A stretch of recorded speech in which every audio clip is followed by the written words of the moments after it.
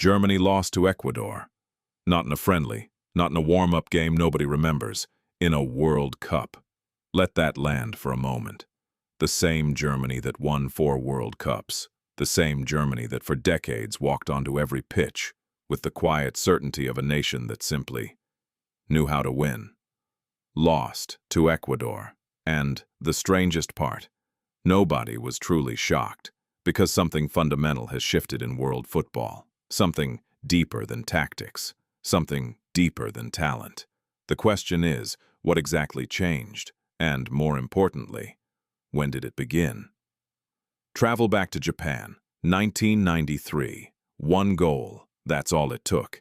In stoppage time against Iraq, Japan conceded an equalizer that ended their dream of reaching the 1994 World Cup. The moment became known as the agony of Doha. For most countries, that would have been just another heartbreaking defeat. A moment of grief, then forgetting. But Japan did something unusual. They didn't mourn, they interrogated. They asked a question so simple, it was almost embarrassing. Why are we not good enough? And then, more importantly, they asked the question that would change everything. What must we build so that we never have to ask this question again? Most nations look for miracles after defeat. Japan looked for a system. They didn't search for a savior. They didn't pray for a golden generation to arrive fully formed. They rebuilt football itself from the ground up.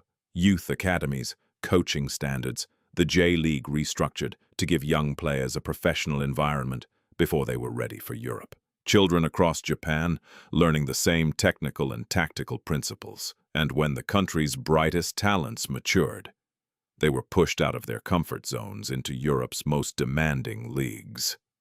This wasn't a 4-year World Cup plan. It wasn't even a 10-year plan. It was a 30-year commitment. Japan wasn't building a team. They were building a system, one capable of producing elite footballers, generation after generation. And here's the part most people miss. Japan wasn't the only nation thinking this way. Across the world, others were quietly building. Morocco invested heavily in elite player development, creating academies that could nurture talent from a young age, bringing home their diaspora, making the Atlas Lions jersey feel like the more meaningful choice. By 2022, they had reached the World Cup semifinals, the first African nation ever to do so. Ecuador built Independiente del Valle, not just a football club, but a production line. Technically excellent, tactically intelligent players, developed specifically to compete at the highest level. The results are visible every time Ecuador steps onto a World Cup pitch. Different countries, different cultures, different resources, the same idea.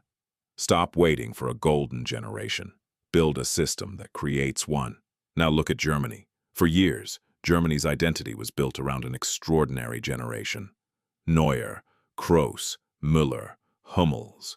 Those players didn't just possess quality. They understood each other. They had played together for years. They gave Germany a clear identity.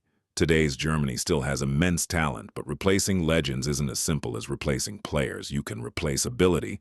Replacing leadership, chemistry, and identity takes much longer. So let's return to the question we began with. Is the old world order of football collapsing? Not quite.